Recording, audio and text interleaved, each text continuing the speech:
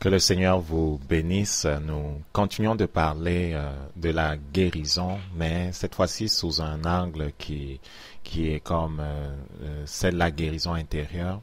Et le titre que j'ai donné à mon message, c'est Briser les chaînes du passé. Vous ne pouvez marcher dans la plénitude de ce que le Père a pour vous si votre vie est prise en otage par l'ennemi au moyen des événements de votre passé. Vous ne pouvez marcher dans la plénitude de ce que le Père a pour vous si votre vie est prise en otage par l'ennemi au moyen des événements de votre passé. Lorsqu'on parle d'événements du passé ou bien de souvenirs, on peut les catégoriser en deux groupes. Il y a comme deux catégories. Il y a ceux qui nous ont bénis et qui était le fait de la grâce de Dieu. Lorsqu'on pense à ces événements-là, lorsqu'on retourne dans ces souvenirs-là, on est comme poussé à glorifier Dieu, on est dans la joie, on se souvient de quelque chose de beau, cela nous élève. Par contre, il y a cette deuxième catégorie d'événements qui nous ont fait souffrir et dont le souvenir nous font mal et parfois nous attire vers le bas. Le souvenir n'alimente pas notre louange. Au contraire, le souvenir de ces événements-là alimente notre ressentiment, alimente notre colère, alimente notre frustration et parfois nous tire vers le bas. Donc, deux catégories d'événements. Donc, alors que le souvenir, je l'ai déjà dit, des premiers événements nourrit notre espérance et nous remplit de reconnaissance et de joie, le souvenir des événements douloureux qui ont eu un impact négatif sur notre vie nous pousse vers le bas. Ces événements douloureux, à cause de leur intensité, peuvent laisser des séquelles ou des marques profondes dans notre âme. Les psychologues parleront d'événements traumatisants. J'ai pris le temps de regarder un peu sur l'encyclopédie en ligne Wikipédia les définitions des termes comme traumatisme, et ce qu'ils disent, c'est que c'est un terme qui désigne traumatisme psychique spécifiquement. Au psychotraumatisme, c'est un terme qui désigne un type de dommage causé à la psyché après un événement traumatisant. Et la psyché, c'est un ensemble de phénomènes physiques, conscients ou inconscients. Donc, lorsque le traumatisme conduit à un trouble de stress post-traumatique, les dommages peuvent impliquer des changements chimiques cérébraux, changeant la réponse de l'individu à un futur stress. Qu'est-ce que cela veut dire? Cela veut dire que l'événement traumatisant que l'on a vécu peut nous programmer nos réactions par rapport à ce qui va se passer dans le futur. En sorte si on se retrouve dans une même position, dans une même situation, on est comme programmé par rapport à ce qu'on a vécu comme douleur dans le passé. Ok? Donc, on est comme programmé à cause du stress, à cause de la souffrance qu'on a vécue. Donc, un événement traumatisant peut inclure une seule situation ou plusieurs événements longs et répétés qui peuvent complètement submerger la capacité de l'individu à intégrer les idées et émotions inculquées lors de cette expérience. Le traumatisme psychique peut conduire à de sérieuses conséquences négatives à long terme. Le traumatisme peut être causé par une variété d'événements. Mais il en existe quelques-uns, quelques aspects communs. Il y a fréquemment une violation des idées reçues de l'individu concernant le monde et des droits de l'homme, mettant cet individu dans un état de confusion extrême et d'insécurité. Donc, le traumatisme met l'individu qui a été traumatisé dans un état de stress, dans un état de confusion extrême et d'insécurité. Et comme on l'a dit tantôt, il est comme programmé à réagir dans le futur d'une certaine façon, à moins que cela ne soit convenablement traité. Et le traumatisme psychique peut s'accompagner de traumatisme physique. Okay? Le traumatisme physique peut avoir des conséquences même sur le plan physique. Les causes et les dangers typiques du traumatisme psychiques peuvent inclure des abus sexuels, des harcèlements, la violence conjugale, l'endoctrinement, les victimes d'alcool, les menaces ou témoins d'événements marquants, particulièrement durant l'enfance. Des événements naturels tels que les séismes, les éruptions volcaniques, les guerres et autres violences aggravantes peuvent également contribuer à un traumatisme physique. Et on sait tous que les peuples, que ce soit au Rwanda ou en Europe, au Kosovo qui ont vécu des guerres, ou en Colombie qui vivent des guerres, ou même au Moyen-Orient qui vivent des guerres, et qui voient leurs familles exterminées, ces enfants-là et ces peuples-là restent marqués pour longtemps et parfois n'arrivent pas à s'en sortir, à moins qu'ils ne reçoivent une aide, soit de médecins, soit de la part des personnes qui sont qualifiées, ou même une aide spirituelle pour s'en sortir. Sinon, elles restent marquées à vie et déformées. Cependant, de différents individus peuvent réagir différemment aux événements similaires. Donc, suivant la constitution psychologique, spirituelle des personnes, leur réaction à ces stress-là, leur réaction à ces événements traumatisants est différente. Et la façon d'en sortir aussi, la rapidité avec laquelle les gens en sortent est différente suivant ce qu'ils ont à l'intérieur d'eux comme croyances, comme constitution de leur personnalité, dépendamment de ce qu'ils ont à l'intérieur, ils sont soit susceptibles de revenir à la normale, soit plus vite, soit plus lentement. Il existe deux formes de traumatisme plus courantes et que chacun a pu expérimenter. Par exemple, l'accouchement peut traumatiser une femme et l'enfant, ou encore les besoins naturels ou les évolutions physiologiques au cours de la vie d'un individu peut le soumettre à des traumatismes. Les événements traumatisants peuvent nous conduire dans des prisons que la psychanalyse appelle état de stress post-traumatique. Et justement, lorsque des gens sont passés par des traumatismes, soit des abus sexuels, soit des agressions, soit des violences verbales dans les couples, soit l'alcoolisme de la part d'un parent ou des deux parents, des personnes qui ont subi de tels traumatismes peuvent pendant longtemps être placés dans des situations qui, comme on le disait précédemment, les préprogramment à réagir d'une certaine façon, les préprogramment à être susceptibles à certains événements, les préprogramment à avoir peur de certaines choses. Les personnes qui auront subi des viols, de la violence sexuelle dans leur enfance peuvent être dans leur relation de couple pas tout à fait à l'aise avec les rapports sexuels, peuvent pas tout à fait à l'aise à cause de la frigidité. Des personnes qui ont connu des agressions de toutes sortes peuvent pas être à l'aise dans leurs relations. Parfois, des gens n'arrivent pas à aimer ou à faire confiance ou à pardonner à cause de tout ce qu'ils ont vécu dans le passé. Ils sont dans des prisons, ils sont liés et parfois à leur insu. Donc, on l'a déjà dit, l'intensité, la durée des troubles post-traumatiques est variable.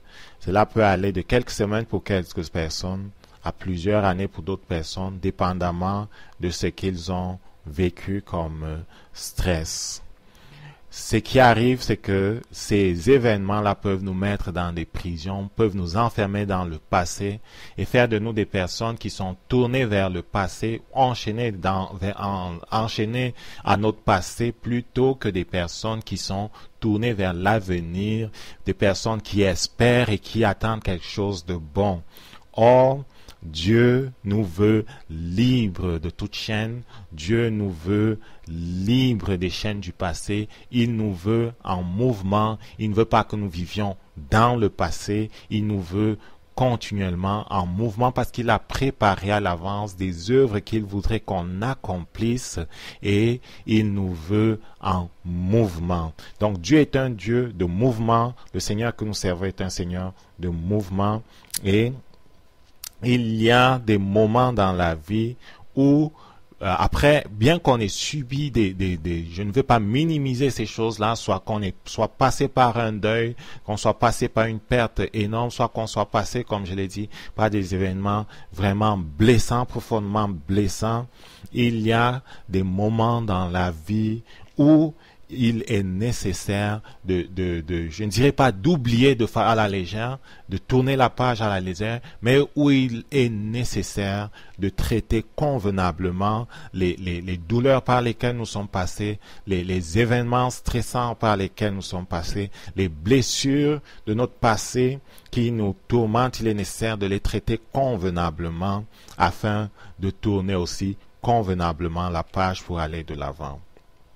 Suivant la nature de ce qu'il a subi en termes de traumatisme, les gens réagissent différemment. On l'a dit, et la guérison, la restauration peuvent prendre des temps variés. Même quand on a un accompagnement spirituel, la réaction des gens est différente, suivant qu'ils s'ouvrent complètement à Dieu, suivant la gravité de ce qu'ils ont vécu.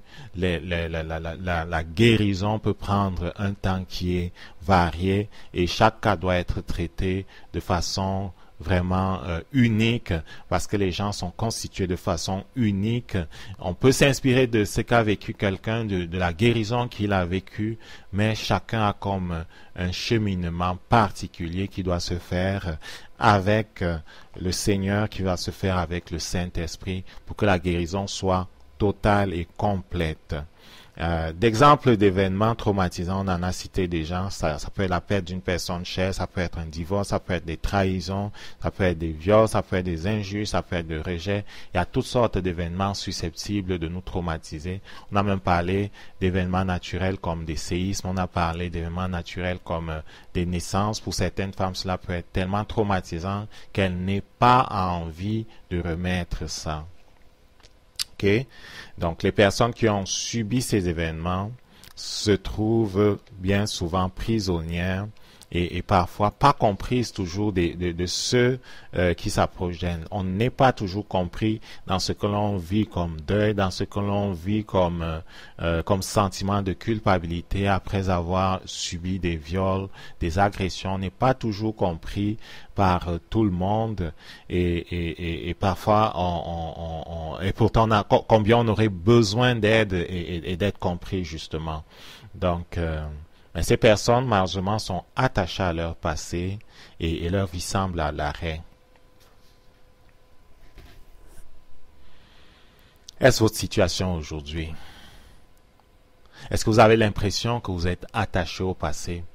Alors qu'on est à la fin d'une année et qu'une autre année s'annonce, est-ce que vous avez l'impression d'être attaché au passé? Est-ce que vous avez l'impression de tourner en rond dans votre vie sentimentale, de tourner en rond dans votre couple, de tourner en rond dans vos relations, de tourner en rond à cause du passé, à cause des blessures que vous avez subies, à cause des frustrations que vous avez subies, à cause des trahisons que vous avez subies? Est-ce que vous avez l'impression, à cause des blessures du passé, d'être enchaîné au passé? Est-ce que vous avez l'impression de ne pas avancer? Est-ce que vous avez l'impression de tourner en rond? Vous ne pouvez pas marcher dans la plénitude de ce que le Père a pour vous si votre vie est prise en otage par l'ennemi au moyen des événements de votre passé. Notre Père désire ardemment vous voir entrer dans votre destinée. Il ne se réjouit pas de vous voir tourner en rond dans vos finances, tourner en rond année après année dans votre couple, tourner en rond année après année dans votre vie professionnelle, tourner en rond dans votre vie, dans un domaine quelconque. Il ne se réjouit pas de vous voir tourner en rond et ne pas entrer dans ce qu'il a préparé d'avance pour vous. Et ma prière et mon vœu est que, à la fin de ce message, vous puissiez saisir la clé dont vous avez besoin pour ouvrir la porte au Dieu qui vous veut libre, saisir la clé pour vous disposer afin que le Saint-Esprit apporte la guérison dans votre âme, la guérison dans votre corps, dans votre cœur, pour que vous soyez libre pour avancer et que l'année qui commence soit une année nouvelle, une année où vous prenez votre envol, une année où toutes les chaînes qui vous retenaient auront été brisées, une année différente parce que vous aurez régler convenablement certaines choses qui vous retenaient encore liées au passé. Dieu veut vous voir avancer et non tourner en rond. Et la première illustration que je vais donner, c'est celle du peuple hébreu qui était sorti de l'Égypte. Ils avaient fait 430 ans d'esclavage dans ce pays-là. Et en une nuit, le Seigneur, par la puissance de sa main, les a délivrés de l'oppression. Ils sont sortis, ils ont passé la mer Rouge. Ils sont allés dans le désert. Ils sont allés au mont Sinaï ou le mont Horeb. Et ils ont adoré le Seigneur. Ils avaient le privilège de le rencontrer, l'adorer sur cette montagne. Ils ont reçu de ses mains les lois, les tables de la loi. Et ils sont restés dans cette montagne-là pendant un temps. Dans Deutéronome, au chapitre 1, versets 6 à 8, l'Éternel leur parle pour leur dire que c'est le temps de partir et d'entrer dans la terre promise. Oui, ils étaient sortis, ils étaient venus à la montagne, ils ont passé un bon moment dans la présence de Dieu, ils l'ont adoré, ils l'ont loué, ils ont vu sa gloire, ils ont même été effrayés par sa grandeur, par sa toute-puissance. Et quelques jours après, le Seigneur dit à Moïse, il faut continuer, il faut avancer. Pourquoi? Parce que notre Dieu nous veut en mouvement. Et c'est ce que je veux vous montrer. Notre Dieu vous veut en mouvement. Il veut vous voir avancer pour entrer dans tout ce qu'il a préparé à l'avance pour vous. Dans Deutéronome, donc, chapitre 1, versets 6 à 8, l'Éternel, notre Dieu, nous a parlé à Horeb en disant, « Vous avez assez demeuré dans cette montagne. Tournez-vous et partez. Allez à la montagne des Amoriens, dans tout le voisinage, dans la plaine, sur la montagne, dans la vallée, dans le midi, sur le côté de la mer, au pays des Cananéens et au Liban, jusqu'au fleuve d'Euphrate. Voyez, j'ai mis le pays devant vous. Allez, prenez possession du pays que l'Éternel a juré à vos pères Abraham, Isaac et Jacob, de donner à eux et à leur postérité après eux. » Seulement, nous savons ce qui est arrivé. Le peuple n'a pas gardé sa confiance en Dieu. Il s'est disqualifié et leur rébellion leur a valu 40 ans de séjour dans le désert. Mais je reviens sur les versets 6 où il dit « Vous avez assez longtemps demeuré dans cette montagne. Tournez-vous et partez. » Vous avez assez demeuré dans cette montagne, tournez-vous et partez. Le Seigneur te dit aujourd'hui, tu as assez demeuré dans la position où tu te trouves dans ta vie professionnelle, dans ta vie sentimentale. Tu as assez fait du surplace, tourne-toi et avance parce que j'ai préparé quelque chose de meilleur pour toi. J'ai préparé quelque chose de mieux pour toi. Avance, avance, avance et prends possession parce que je te donne le pays, parce que je te donne des bénédictions et je veux que tu les saisisses. Et comme j'ai dit, le peuple n'a pas gardé sa confiance en Dieu et ils se sont détournés de lui. Comment?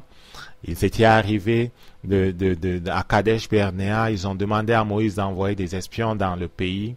Et il en a envoyé 12 espions dans le pays. Les espions, lorsqu'ils sont revenus, à l'exception de Caleb et de Josué, tous les espions ont fait un mauvais rapport, un rapport qui a découragé le peuple. Ils disaient, oui, le pays est rempli de miel et de lait, comme l'Éternel l'a dit, le pays est beau et grand, seulement les Amalécites sont grands et géants, et on ne sera pas capable de prendre possession de ce pays-là. C'est pas possible parce qu'ils sont grands et géants. Par contre, Caleb et Josué disait, non, le pays est rempli de ce que le Seigneur a dit. Le pays, oui, il y a des géants, mais avec le Seigneur, on va vaincre les géants. Le peuple s'était rebellé, refusé d'aller conquérir le pays. Et alors qu'il s'apprêtait à lapider Moïse, Josué et Caleb, l'Éternel est apparu Il a dit, puisque vous ne voulez pas entrer dans la terre promise, puisque vous dites que vous préférez mourir dans le désert plutôt que d'aller conquérir le pays, ben il va arriver ce que vous avez dit. Tournez-vous, rentrez dans le désert. Et c'est comme ça qu'ils ont perdu du temps dans le désert, 40 ans, 38-40 ans dans le désert. Après que ce temps est passé et que tous ceux qui avaient déshonoré l'Éternel sont morts, dans Deutéronome au chapitre 2, versets 1 à 3, on voit le Seigneur qui dit à Moïse, ok, le temps de la punition est passé, tous ceux qui m'ont déshonoré sont morts, maintenant levez-vous et entrez dans le pays. Le Seigneur nous veut en mouvement, le Seigneur veut qu'on saisisse les promesses, il veut qu'on saisisse ce qu'il a mis devant nous. C'est pour ça que quand bien même on se détourne de lui, il revient toujours vers nous pour nous relever, pour nous remettre en selle, pour nous remettre en route, pour qu'on saisisse les choses qu'il a mises devant nous, pour qu'on entre dans notre destinée. Dans Deutéronome 2, versets 1 à 3, il est écrit, nous nous tournâmes et nous partîmes pour le désert par le chemin de la mer Rouge, comme l'Éternel me l'avait ordonné. Nous suivîmes longtemps les contours de la montagne de Séhir. L'Éternel me dit, vous avez assez suivi les contours de cette montagne, tournez-vous vers le nord. Donc notre Père désire nous voir entrer dans notre destinée et ils se sont tournés vers le nord, ils sont allés en direction du pays que l'Éternel avait promis à leur père. Moïse avait été châtié et il devait pas entrer dans la terre promise. C'était Josué qui devait prendre la direction du peuple. Moïse est donc mort dans la montagne. Il a été enterré. Pendant 30 jours, le peuple a fait le deuil de Moïse. Et à la fin des 30 jours, l'Éternel parle à Josué et lui dit, Moïse, mon serviteur, est mort. Maintenant, lève-toi, passe ce Jourdain, toi et tout ce peuple, pour entrer dans le pays que je donne aux enfants d'Israël. Ça, c'est Josué 1, verset 2. Après les 30 jours de deuil, Moïse est mort. L'Éternel dit, levez-vous, passez le Jourdain. Est-ce que vous voyez la constance de notre Dieu? C'est une constance qui est remarquable. Il veut nous voir posséder le pays. Il veut nous voir posséder notre héritage. Il veut nous voir en route, en marche. Il ne se plaît pas de nous voir tourner en rond. Et il veut que l'année qui commence soit différente pour vous. C'est pour ça qu'il dit, laissez-moi vous guérir. Laissez-moi briser les chaînes qui vous tiennent au passé. C'est pour ça qu'il dit, laissez-moi briser les chaînes qui vous tiennent au passé et avancer. Saisissez ce que je vous donne, saisissez le pays, saisissez le royaume, saisissez votre héritage dans les finances, saisissez votre héritage sur le plan professionnel, saisissez votre héritage sur le plan académique, saisissez ce qui vous appartient, saisissez ce qui vous appartient. Il nous veut en mouvement. Et une autre illustration de ce que le Seigneur nous veut en mouvement, c'est que lorsque Jésus-Christ est allé sur le mont des Oliviers avec ses disciples le jour où il devait monter au ciel, il leur a parlé et après leur avoir parlé, il a été élevé au ciel. Il a été élevé au ciel alors que les disciples regardaient Jésus-Christ monter au ciel par la puissance du Saint-Esprit, sans avion, sans rien, élevé par la puissance de Dieu. C'était un miracle extraordinaire. Alors qu'ils contemplaient cela, les anges leur apparaissent et leur disent, Acte 1, verset 10 à 11, Hommes galiléens, ça c'est le verset 11, pourquoi vous arrêtez-vous à regarder le ciel? Qu'est-ce que cela veut dire? Cela veut dire que quand bien même le Seigneur ferait quelque chose d'extraordinaire dans nos vies, il ne s'attend pas à ce qu'on s'arrête. Pourquoi? Parce que ses bontés ne sont pas épuisées. Elles se renouvellent chaque matin. Chaque jour, il fait quelque chose de nouveau. Et avec le Seigneur, demain est toujours plus grand qu'aujourd'hui. C'est pour ça quand bien même il y a un événement extraordinaire, comme c'était le cas à la montagne de transfiguration, au point où Pierre, voyant Élie, voyant Moïse, voyant Jésus, voyant voyant la gloire de Dieu, était sur le point de dresser des tentes pour qu'il reste dans ce lieu-là. Quand bien même des choses extraordinaires se passeraient dans notre vie, le Seigneur ne s'attend pas à ce qu'on dresse des tentes pour s'arrêter, mais il veut qu'on aille de l'avant. Parce que lorsqu'on marche avec le Seigneur, les bontés ne sont pas épuisées. Demain est meilleur qu'aujourd'hui. Il nous veut en mouvement. C'est pour ça que les anges apparaissent aux disciples et disent, pourquoi restez-vous là, regardez le ciel? Allons, avancez, rentrez à Jérusalem, attendez ce qu'il a promis.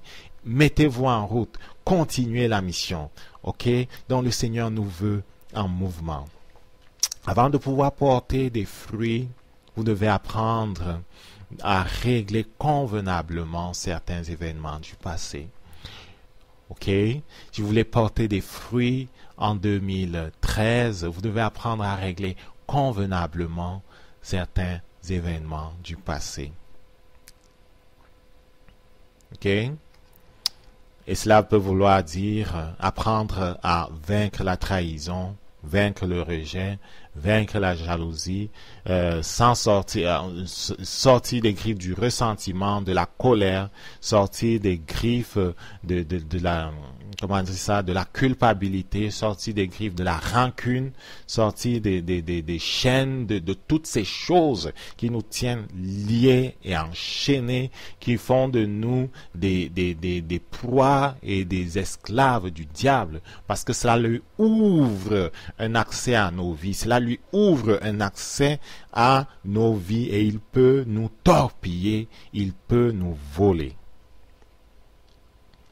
En ce qui concerne la victoire sur la trahison, le rejet, la jalousie, le Saint-Esprit raconte une histoire merveilleuse, celle d'un jeune homme qui a été trahi par les gens de sa maison, par ses frères, qui a été abandonné par ses frères. C'est l'histoire de Joseph, qu'on connaît très bien. Là se trouve dans Genèse au chapitre 37 et puis les chapitres 39 à 50. Ok? Joseph a été le dernier de sa famille, le Benjamin de sa famille, au moment où ça se passait. Il avait reçu de la part du Père un rêve dans lequel il voyait son père, sa mère et tous ses frères l'honorer parce qu'il avait reçu de la part de Dieu une position élevée. Lorsqu'il raconta ce rêve-là à son père et à ses frères, son père était fâché en lui disant « Qu'est-ce qui t'arrive, Joseph? Tu veux dire que nous, on va un jour se prosterner devant toi ?» Ce petit Joseph ne comprenait pas, mais Dieu était en train de lui parler de sa destinée. Ses frères, son père ne comprenaient pas, ne croyaient pas. Mais c'est effectivement arrivé. Un jour, alors que ses frères qui le détestaient à cause de la position qu'il avait dans le cœur de son père, un jour que son père l'avait envoyé pour visiter ses frères qui gardaient le troupeau, ceux-ci dit, voilà le rêveur qui arrive, saisissons-nous de lui et débarrassons-nous de lui. On dira à papa que un ours l'a attaqué. Et ils sont passés à l'acte. Ils l'ont saisi, ils l'ont enlevé son boubou bigarré qu'il avait reçu de la part de son père. Et à la dernière minute, ils ont été pris, saisis par leur conscience. Ils ont dit, on va pas le tuer, on va le jeter dans un puits. Ils l'ont jeté dans un puits.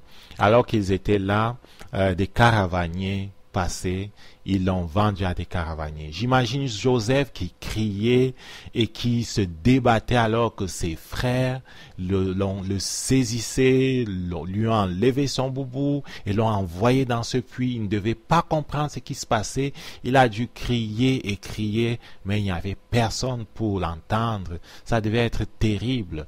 Il sort de ce puits, on le sort de ce puits et on le vend à des caravaniers. Ça devait être terrible, au paroxysme la trahison, au paroxysme le rejet, et cela ne venait pas de la main des étrangers, cela venait de la main de ses frères, cela venait de la main de ses frères. Il se retrouve donc en Égypte et il a pour maître Potiphar et il s'occupe des affaires de Potiphar. Le Seigneur fait prospérer Potiphar.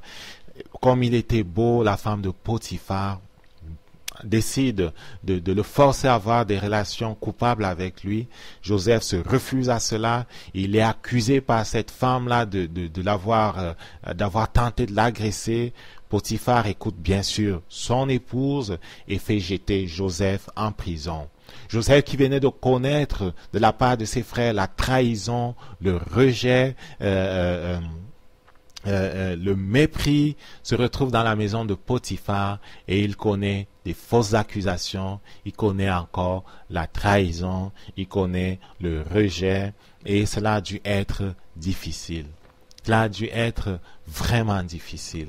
Mais Joseph ne s'est pas laissé aller à se lamenter. En prison, Joseph s'est montré un bon prisonnier, s'est montré tellement serviable que le chef des gardes a fait de Joseph son manager. Ça marchait tellement bien. La grâce de Dieu était sur lui.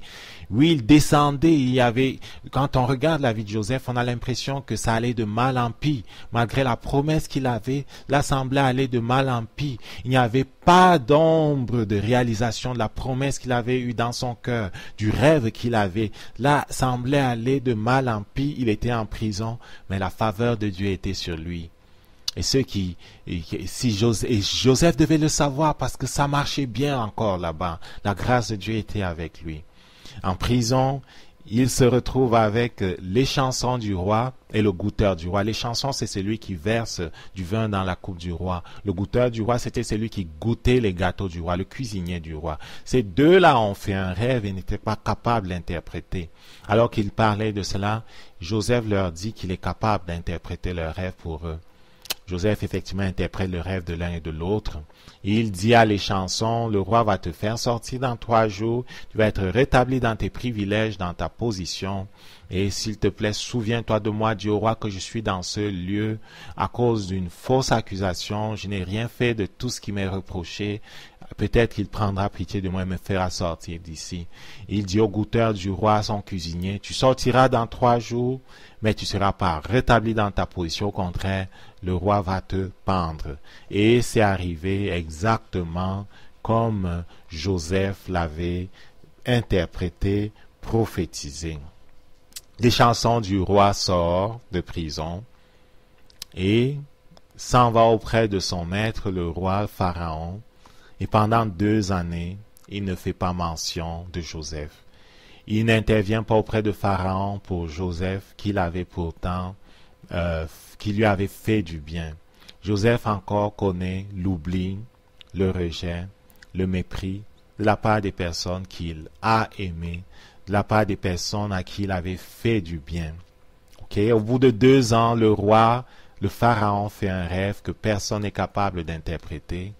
C'est à ce moment que les chansons du roi se souviennent que, en prison, il avait fait la rencontre de Joseph.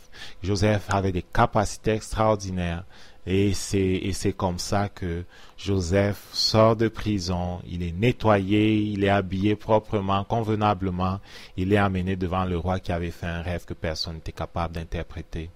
Joseph interprète le rêve du roi et lui dit, l'Égypte va passer par 7 années d'abondance, il y aura de grandes récoltes de blé et il va s'en suivre 7 années de disette. Et il fait le conseil au roi, puisqu'il va en être ainsi, il faut accumuler du blé pendant les 7 années d'abondance pour pouvoir passer les 7 années de disette sans péril.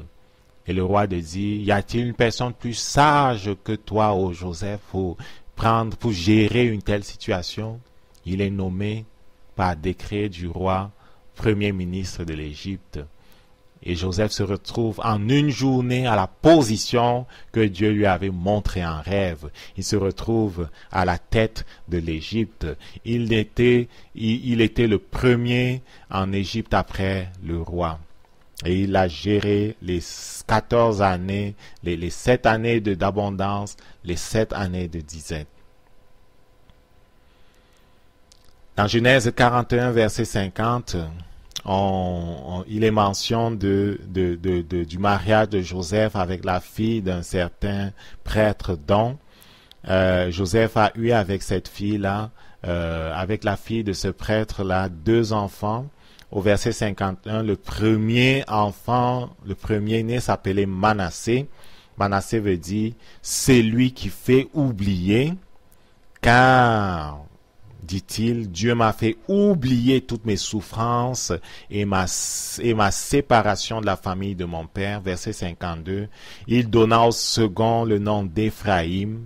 Éphraïm veut dire fécond, car Dieu m'a rendu fécond dans le pays où j'ai connu l'affliction. Donc, Manassé a une consonance en hébreu d'un verbe qui veut dire oublier, et Ephraïm a une assonance dans le mot hébreu qui veut dire doublement fécond. Très souvent dans la Bible, les noms sont donnés aux enfants. Les noms qui sont donnés aux enfants ont une signification précise. Et très souvent aussi dans la Bible, l'ordre, les chiffres, l'ordre des choses ont une signification très précise. Et pour Joseph, par le nom qu'il a donné à ses enfants, il exprimait le fait que les bénédictions de l'Éternel ont fait oublier la trahison, le rejet, la honte et l'injustice. Joseph aurait pu appeler son premier fils, il m'a rendu doublement fécond, c'est-à-dire Éphraïm, et le deuxième, il m'a fait oublier mes souffrances et ma séparation, Manassé. Mais il ne l'a pas fait. L'ordre est très significatif. Avant de pouvoir porter des fruits, vous devez apprendre à oublier convenablement certains événements du passé. Joseph a dû oublier les offenses de plusieurs personnes, ses frères, la femme de Potiphar, les chansons. S'il avait passé toutes ces années à contempler ses blessures, à pleurer sur ce qui lui était arrivé, il aurait pu tomber malade, tellement c'était gros, tellement c'était énorme. Le ressentiment aurait pu être difficile à porter, la colère aurait pu être énorme au point de le tuer de l'intérieur. Mais seulement Joseph n'a pas laissé ni le ressentiment ni le désespoir avoir raison de lui. Il a fait le choix d'oublier ces choses-là. Il a fait le choix de ne pas laisser ces choses avoir une emprise sur sa vie. Il a fait le choix de ne pas permettre à ces événements-là de voler le rêve qui était dans son cœur, d'être une entrave dans son chemin vers sa destinée. La Bible ne nous demande pas d'oublier tout ce qui a trait au passé. En effet, elle nous recommande de nous souvenir des bontés de l'Éternel, de méditer sur sa fidélité. Dans la Bible, elle ne demande pas de tout oublier de ce qui est du passé, mais elle nous recommande de nous souvenir des bontés de l'Éternel. Les Israélites de la génération qui ont suivi la mort de Josué se sont éloignés de Dieu parce qu'ils n'avaient pas eu connaissance de ce que Dieu avait fait dans le passé. Ils avaient oublié la grandeur de Dieu. Ils avaient oublié les hauts faits de Dieu. Ils avaient oublié tout ce que l'Éternel avait fait. Et cela a été pour leur perte. On peut le voir dans Juge 2, versets 8 à 9. Josué, fils de Nun, serviteur de l'Éternel, mourut à l'âge de 110 ans. Verset 9. On l'ensevelit dans le territoire qu'il avait eu en partage à Timnath-Eretz, dans les montagnes d'Éphraïm, au nord de la montagne de Gatch. Toute cette génération fut recueillie après ses pères, et il s'éleva après elle une autre génération qui ne connaissait point l'Éternel, ni ce qu'il avait fait en faveur d'Israël. Verset 11, Juge 2, verset 11. Les enfants d'Israël firent ce qui déplaît à l'Éternel, et ils servirent les Baals. Donc ce qui arrive, c'est que lorsqu'on oublie ce qu'on ne doit pas oublier, à savoir la fidélité de Dieu, à savoir la grandeur de Dieu, à savoir ce qu'il a fait dans le passé, quand on oublie de l'enseigner à nos enfants, on court le risque de les livrer à autre chose. On court le risque de les voir courir après d'autres dieux. Oui, nous devons oublier le passé, mais c'est de façon sélective. C'est seulement ces événements qui nous draguent en arrière, c'est seulement ces événements qui nous tirent en arrière que nous devons régler et oublier. Par contre, les bontés de l'Éternel, on doit se rappeler de cela chaque matin. On doit se rappeler chaque jour sa fidélité, on doit la proclamer continuellement parce que c'est ça qui nous tient en éveil, c'est ça qui nous tient debout lorsque viennent les tribulations, c'est ça qui nous tient debout lorsqu'on passe par la vallée de l'ombre de la mort, parce qu'on dit, il a fait cela hier, il le fera encore aujourd'hui, il le fera certainement, il tiendra sa parole parce qu'il est le Dieu qui ne change pas. Ce qu'il a fait hier, il le fera aujourd'hui. Si je passe par la vallée de l'ombre de la mort aujourd'hui, je m'en sortirai parce qu'il est mon Dieu, parce qu'il a promis de me venir en aide, parce qu'il m'a donné la promesse. Je ne veux pas me laisser écraser par la trahison, je ne veux pas me laisser écraser par le ressentiment, je ne veux pas me laisser écraser par la colère, je ne veux pas me laisser descendre par ci et par ça. On choisit d'aller de l'avant au nom de Jésus. Amen.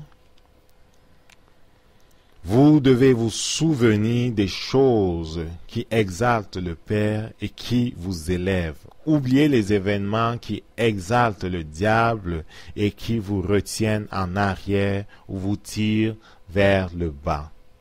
Vous devez vous souvenir des choses qui exaltent le Père et qui vous élèvent et oubliez les événements qui exaltent le diable et vous retiennent en arrière ou vous tirent vers le bas. En tant que gouverneur de l'Égypte, Joseph était maintenant en position de faire payer à chacun de ceux qu'il avait humiliés, accusés, rejetés, méprisés, oubliés. Il était en mesure de leur faire payer ce qu'il avait reçu d'eux. Il était en mesure de leur faire payer tout ce qu'ils avaient fait contre lui. Il aurait pu faire exécuter la femme de Potiphar. Il aurait pu faire exécuter ses frères. Il aurait pu faire même mettre en prison les chansons du roi avec la position qui était la sienne. Il aurait pu mentir sur eux pour les jeter en prison, mais il n'en a rien fait et il a choisi d'oublier. Les personnes qui ont subi des traumatismes dans leur passé tombent bien souvent dans le travers d'essayer de trouver leur identité à partir des expériences négatives du passé. Vous avez besoin de répondre sincèrement aux questions suivantes. Comment est-ce que je me vois? Quelle image ai-je de moi-même? Quel est le fondement de l'image que vous avez de vous-même?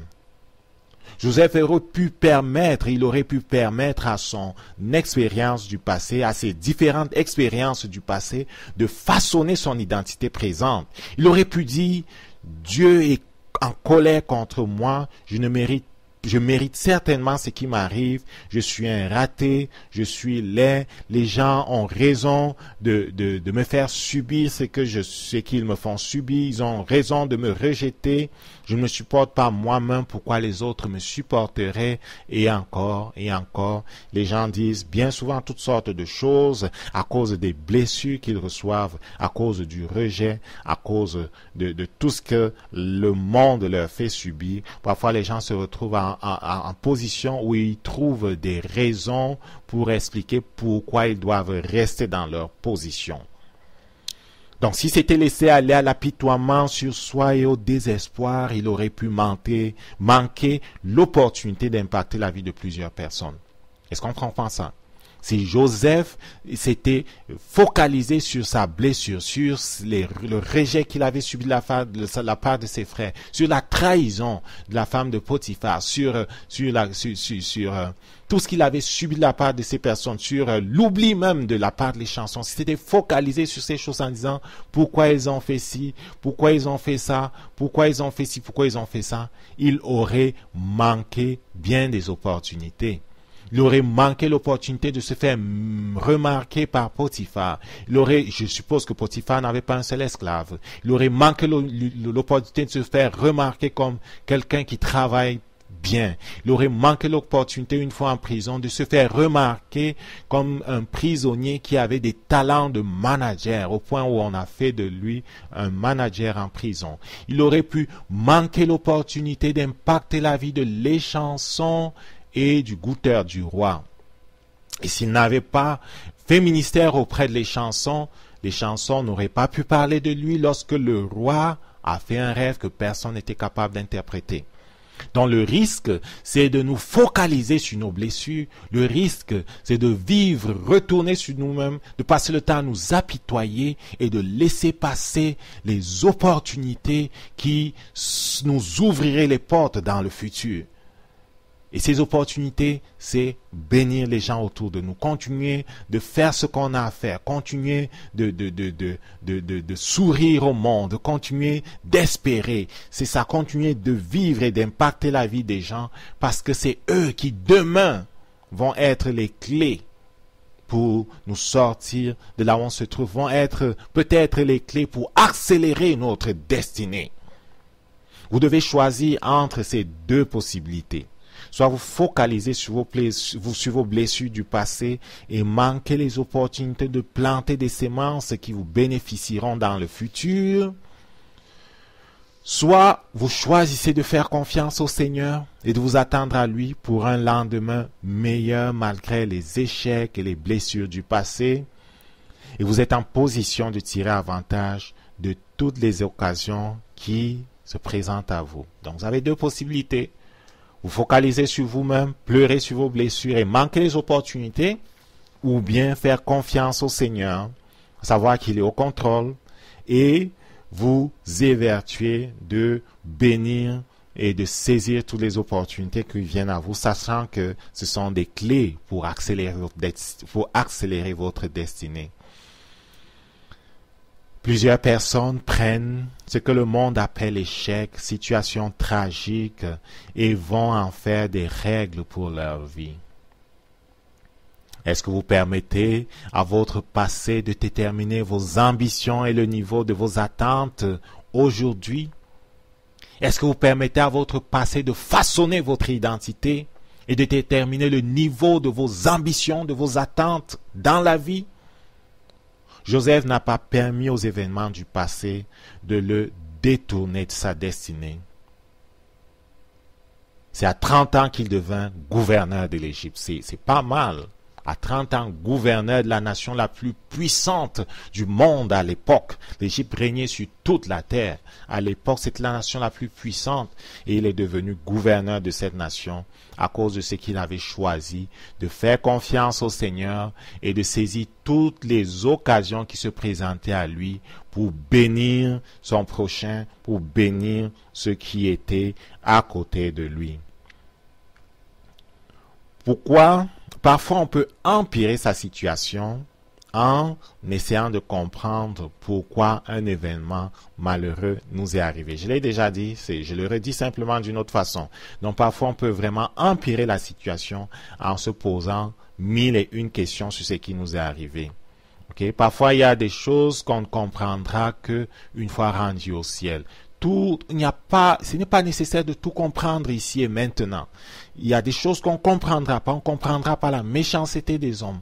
On ne comprendra pas toujours ce qui se passe dans la tête de quelqu'un qui décide de tuer toute sa famille et de se tuer lui-même. On ne comprendra pas toujours ce qui se passe dans la tête de quelqu'un qui décide de violenter ses enfants, qui décide de les agresser sexuellement continuellement pendant des années. On ne comprendra pas toujours ce qui se passe dans la tête de quelqu'un qui décide de séquestrer des gens et d'en faire des esclaves. On ne comprendra pas toujours ce qui se passe dans la tête de ces gens-là. On ne comprendra pas toujours.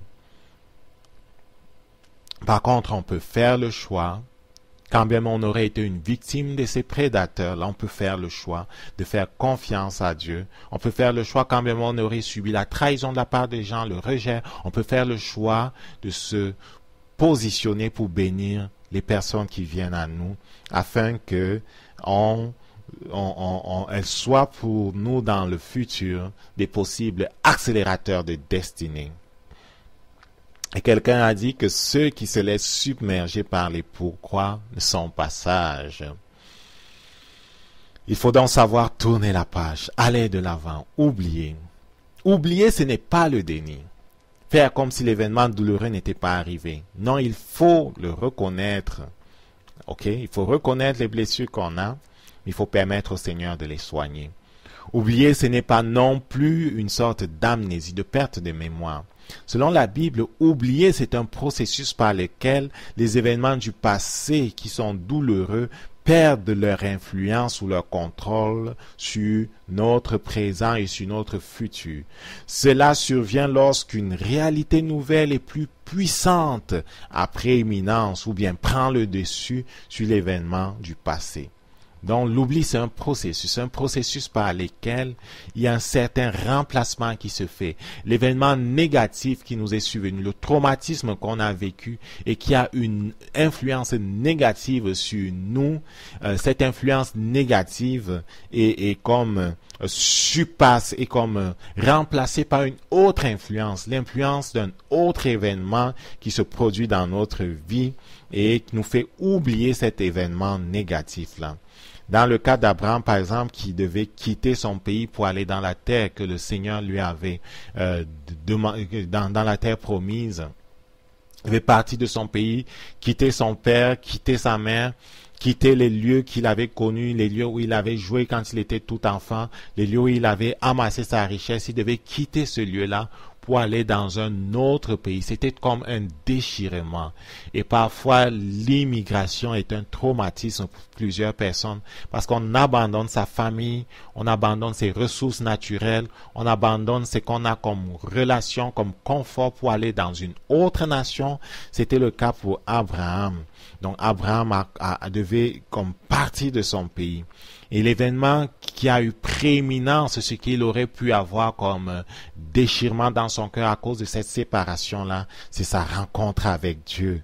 La rencontre avec Dieu, le face-à-face avec Dieu, la connaissance de Dieu, l'intimité avec Dieu a eu prééminence sur la nostalgie de son pays, sur la nostalgie qu'il aurait pu avoir du pays de son père. Au point que l'auteur du livre aux Hébreux, dans Hébreux 11, verset 15, parlant de la foi d'Abraham, dit effectivement que Abraham ne s'est pas souvenu de l'endroit où il était sorti.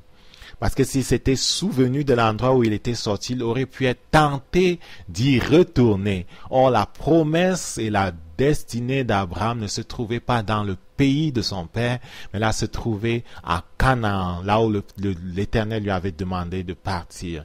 Et Abraham devait se trouver dans le pays de la promesse pour recevoir la bénédiction.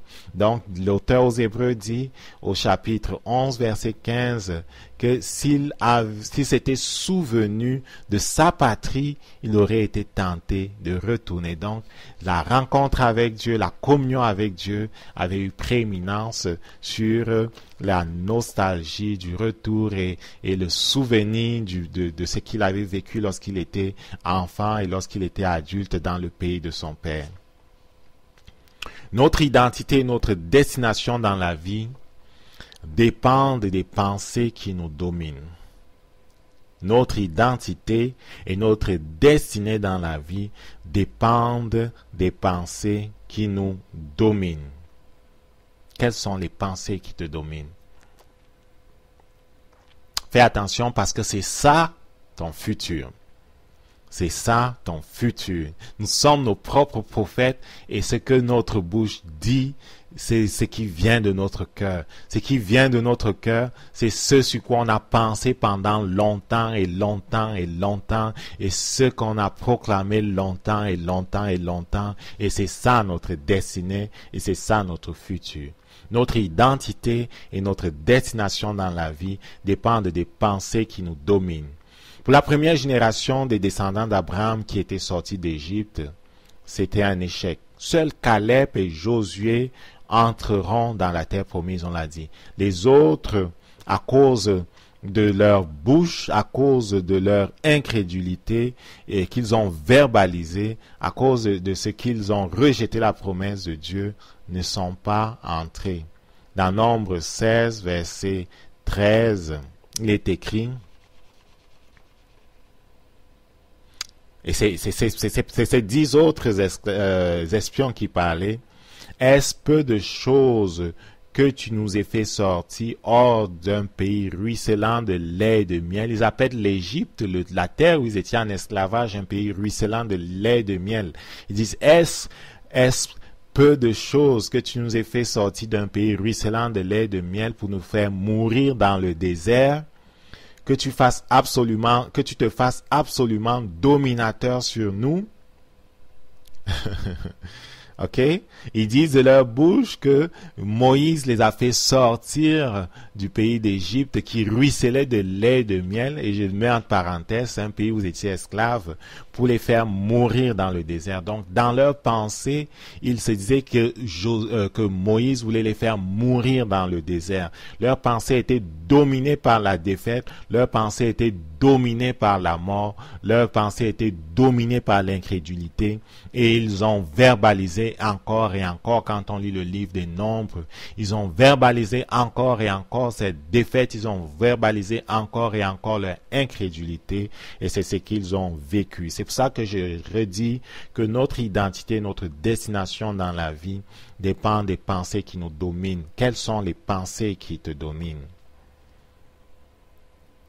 Pour les disciples de Jésus, qui ont vécu cloîtrés dès l'arrestation de Jésus jusqu'à la Pentecôte, la venue du Saint-Esprit était la réalité nouvelle qui a eu prééminence sur la peur, et au point que, sur la peur que leur a inspiré le Sanhédrin et puis les Juifs de l'époque.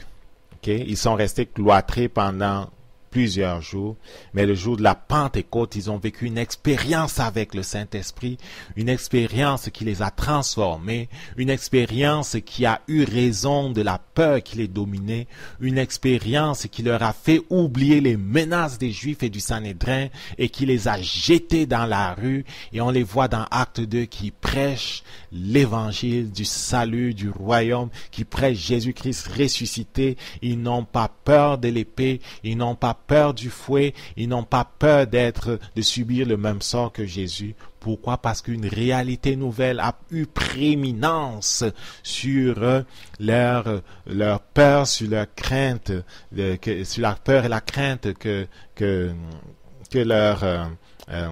en tout cas qu'ils avaient de la part du Sanhédrin, qu'ils avaient de la part des Juifs de l'époque. OK?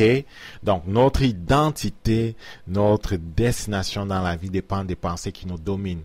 Avant, ils étaient dominés par la peur, mais après l'expérience avec le Saint-Esprit, ils étaient dominés par la gloire de Dieu, dominés par Jésus-Christ, dominés par la promesse de Dieu, et ils avaient oublié littéralement les menaces des Juifs et du Sanhédrin. En ce qui concerne Paul, qui autrefois était un pharisien fanatique, qui avait persécuté l'Église, jeté de nombreux chrétiens en prison et qui avait tué d'autres, c'était la rencontre avec Jésus-Christ et la révélation qu'il a reçue. Okay? Lui qui aurait pu vivre prisonnier de la culpabilité a pu dire, frère, je ne pense pas l'avoir saisi, mais je fais une chose, oubliant ce qui est en arrière et me portant vers ce qui est en avant. Ok, il parlait aux Philippiens, oubliant ce qui est en arrière. Ce qui est en arrière, c'était quoi?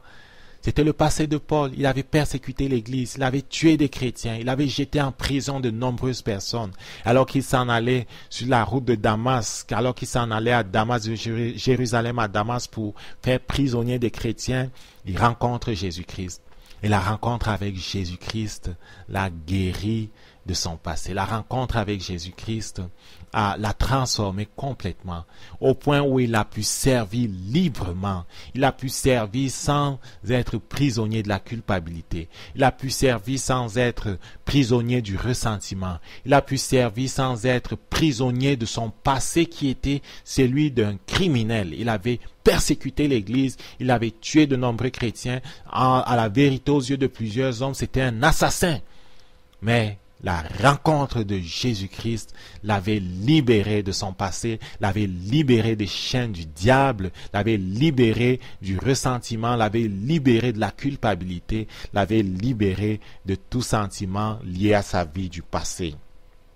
Notre identité et notre destination dans la vie dépendent des pensées qui nous dominent. Quelles sont les pensées qui vous dominent? Le Père demande expressément de ne pas nous attarder sur les événements du passé. Il dit dans Ésaïe 43, verset 18, « Ne pensez plus aux événements passés et ne considérez plus les choses, ne considérez plus ce qui est ancien. » Verset 19, « Voici, je fais toutes choses nouvelles. » Notre Père est toujours en train de faire quelque chose de nouveau. Et j'ai dit que quand bien même il fait quelque chose d'extraordinaire dans ta vie aujourd'hui, ne t'arrête pas et ne construis pas une tente, ne t'arrête pas pour construire un hôtel, ne t'arrête pas parce qu'il est en train de préparer quelque chose de nouveau. Tant qu'on vit, demain pour notre Père sera toujours plus grand qu'aujourd'hui. Il nous voit en mouvement. Il dit dans Ésaïe 43 au verset 16 et 19, « Je fais quelque chose nouveau, une chose nouvelle. » Isaïe 65, verset 17, « Voici, je crée de nouveaux cieux, une nouvelle terre. On ne se souviendra plus de ceux qui ont précédé et ils ne monteront pas au cœur. » Donc, il est toujours en train de faire quelque chose de nouveau. Et ce que j'ai lu, c'est relatif au dernier acte qui va se produire sur la terre lorsque tous les événements seront passés. Le Seigneur a prévu même de remplacer notre terre par une nouvelle terre, de remplacer les cieux par des nouveaux cieux. Amen. Il nous veut libres, il nous veut en mouvement. Pourquoi? Parce qu'il a préparé des œuvres afin qu'on les accomplisse. Et que si nous sommes prisonniers du ressentiment, de la culpabilité, de la colère, nous sommes prisonniers du manque de pardon, si nous sommes prisonniers de toutes sortes de choses, on ne pourra pas posséder ce que le Père nous donne. Le diable va s'assurer qu'on ne les possède pas. Parce que si on est prisonnier du passé à cause de toutes ces choses-là, il a accès à notre vie. Qu'on le veuille ou pas, il nous tient enchaînés, il nous tient liés. On ne sera pas capable de posséder ce que Dieu nous donne. Or, Jésus-Christ, lorsqu'il a commencé son ministère, a pris le livre d'Isaïe, il a lu Isaïe 61 et il a dit expressément, « L'Esprit du Seigneur est sur moi parce qu'il m'a oint pour annoncer la bonne nouvelle aux pauvres. Il m'a envoyé pour guérir ceux qui ont le cœur brisé, pour proclamer aux captifs la délivrance, une année de recouvrement de la vue, pour envoyer libres les opprimés, pour publier une année de grâce du Seigneur. » Il est venu pour qu'on ait la vie en abondance. Il est venu pour briser les chaînes. Il est venu notamment pour nous délivrer de notre passé, pour nous délivrer de la culpabilité. Que faut-il faire pour briser les chaînes du passé? Que faut-il faire pour sortir de la vallée si on se trouve dans la vallée à cause des événements du passé? Que faut-il faire? 6 choses intéressantes que l'on peut faire. La première chose à faire, c'est de reconnaître dans quel état vous êtes. Si vous tournez en rond, reconnaissez-le. Vous tournez en rond, vous n'avancez plus, vous êtes amer, vous êtes furieuse, vous êtes blessé, furieux, fâché, vous êtes rongé par la colère, le manque de pardon. Reconnaissez-le. Vous tournez en rond dans votre vie professionnelle, dans votre couple, dans vos finances. Reconnaissez-le. Reconnaissez-le. Quand vous reconnaissez que vous avez besoin d'aide, besoin de salut, besoin de Jésus, c'est là où vous êtes à même de l'inviter et de le voir venir. Reconnaissez votre situation. Reconnaissez dans quel état vous êtes. Ne faites plus l'autruche. Reconnaissez-le. Vous êtes à la veille d'une nouvelle année. Faites le bilan. Rendez-vous compte que ça n'a pas marché. Ça ne marche pas, ce que vous essayez de faire. Qu'est-ce que le Seigneur nous propose? Le Seigneur nous suggère de regarder au point suivant. Je vous suggère de regarder au point suivant. Peut-être le Seigneur vous parlera-t-il par rapport à l'un de ces points. Le premier, c'est repentez-vous. Repentez-vous. Si le Seigneur vous a parlé par rapport à vos relations, par rapport à vos finances, si le Seigneur vous a parlé par rapport à quelque chose de précis et que vous n'avez pas encore obéi, repentez-vous. Si vous ne repentez pas, vous n'avancerez pas. Si vous ne vous repentez pas, vous resterez prisonnier de Satan parce que tant qu'on est dans le péché, il a le droit de nous torpiller. Repentez-vous. Revenez à Dieu. sur le point qu'il vous montre. Revenez à lui de tout votre cœur. Faites-lui confiance. Vous ne pouvez pas perdre en obéissant. Vous ne pouvez pas perdre en vous mettant en accord avec sa parole. Vous ne pouvez pas perdre en vous alignant sur sa parole. Le premier bénéfice sera de mettre Satan hors de vos finances, hors de votre couple, hors de votre vie professionnelle, hors de vos programmes, hors de votre vie académique. Ce sera la première chose. Quand vous obéirez, vous mettrez Satan hors de votre vie. La deuxième chose à faire, c'est de pardonner. Tout comme la repentance, le pardon n'a rien à voir avec nos sentiments.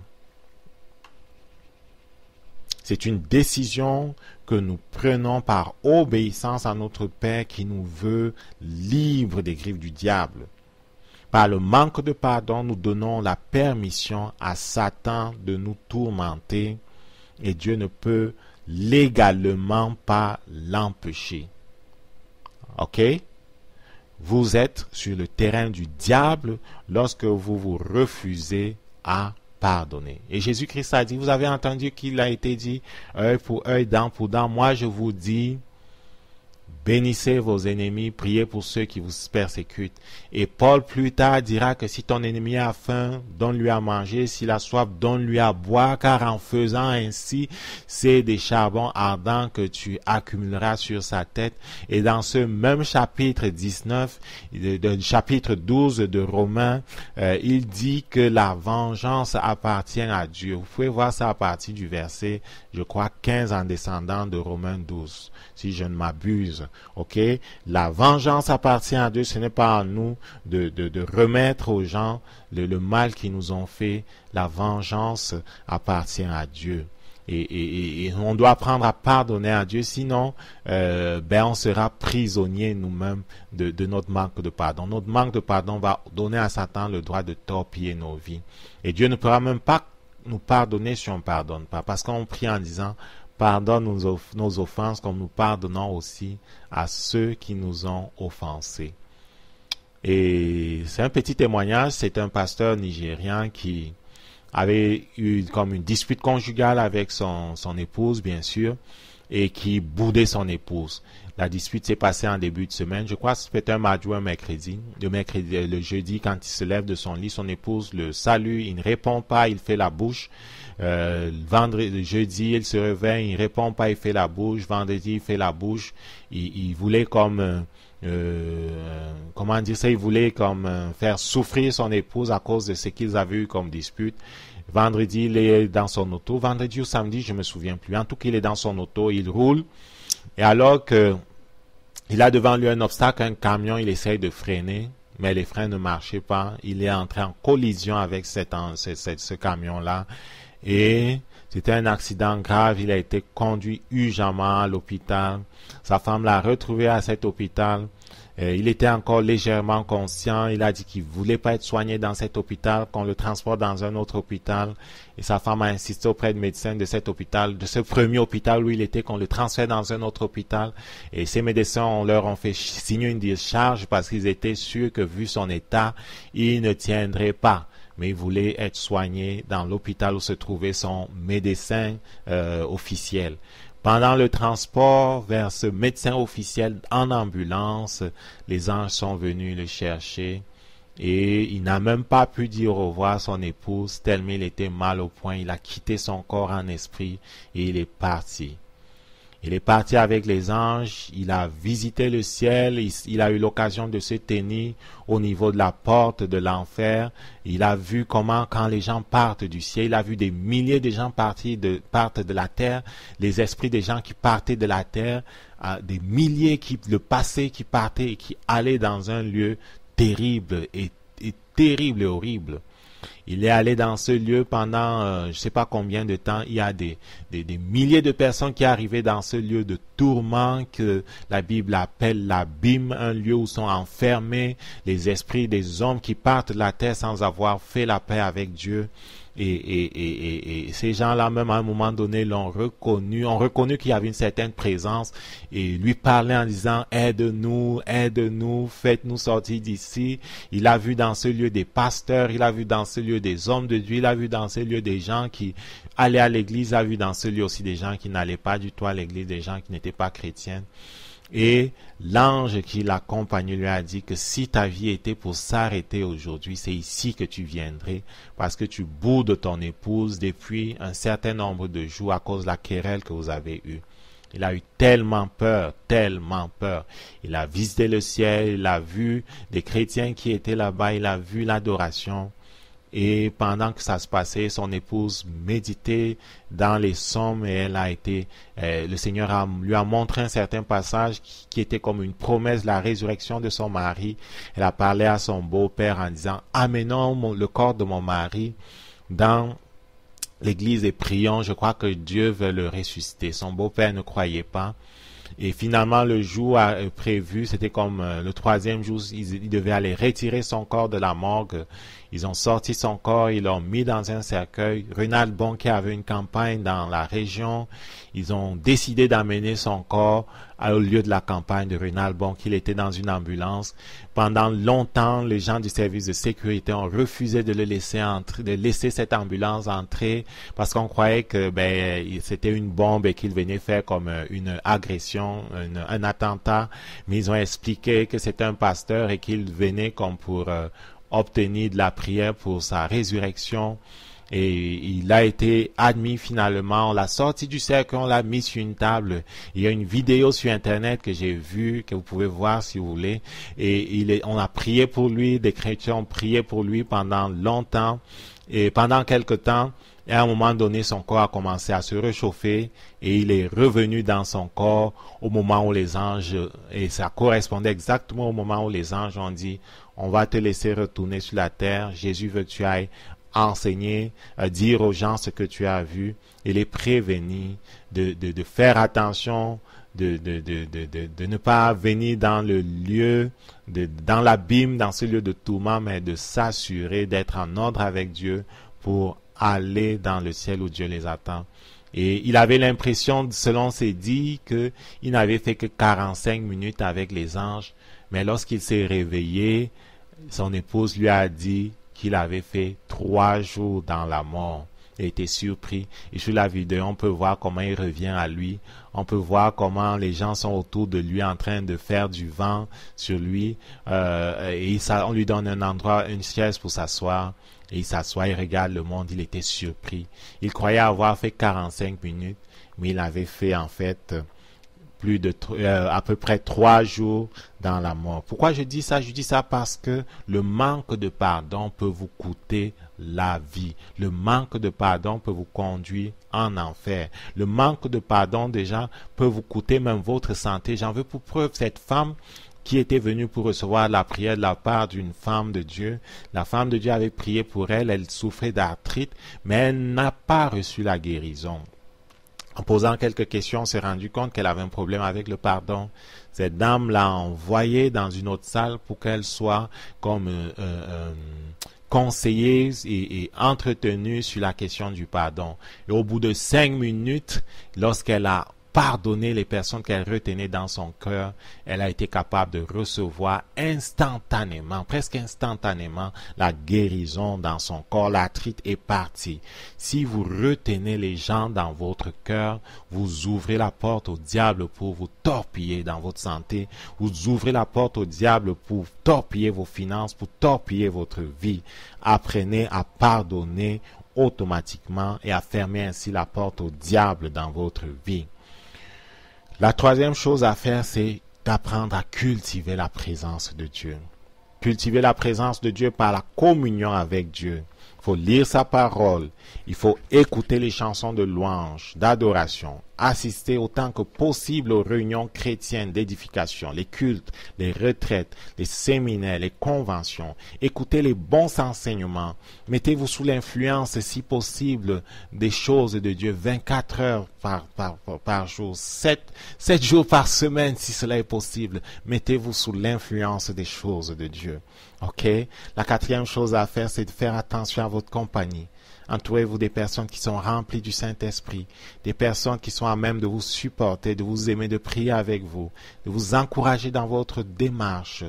Et la 5e chose à faire, c'est de veiller sur vos paroles. C'est vraiment important de veiller sur vos paroles. L'autre chose à faire, c'est de rechercher, si besoin, et l'aide d'un spécialiste chrétien de préférence, si la situation par laquelle vous passez est vraiment grave. Vous avez subi un traumatisme lourd, vous avez besoin d'un accompagnement spécial de psychologues. Choisissez des psychologues chrétiens qui savent prendre en compte la dimension spirituelle de l'homme, parce que l'homme est tridimensionnel. L'homme n'est pas simplement en 2 dimensions, mais l'homme est vraiment tridimensionnel.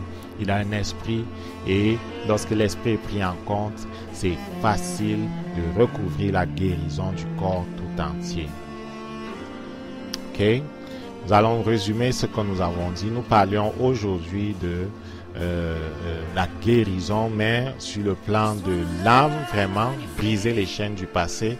Pourquoi c'est important de régler convenablement les événements, les traumatismes qu'on a connus dans les passés, les événements douloureux du passé? Parce que à moins de le faire, on reste prisonnier du passé et on n'est pas capable d'avancer. À moins de le faire, on court le risque de voir notre identité définie sur la base de ce qu'on a connu comme événements douloureux du passé. Mais le Seigneur nous veut libres. Il nous veut libres de toute chaîne pour que l'on puisse entrer dans notre destinée. Et on a dit que quelque extraordinaire que même peut être une expérience que l'on vit avec Dieu, il ne veut pas que l'on s'arrête à tresser et que l'on choisisse de tresser des tentes en disant que c'est le summum, je ne veux plus aller plus loin. Non, il ne veut pas qu'on fasse ça. Il veut qu'on se mette en marche. Pourquoi? Parce que ses bontés ne sont pas épuisées, elles se renouvellent chaque matin et qu'avec notre Seigneur, demain est toujours meilleur qu'aujourd'hui. Que le Seigneur vous bénisse. Nous allons prier. Père, au nom de Jésus-Christ, nous te bénissons parce que tu nous as appelés à la vie. Tu nous as donné par ton Fils Jésus, au moins la connaissance de ton Fils Jésus, tout ce qui contribue à la vie, à la piété.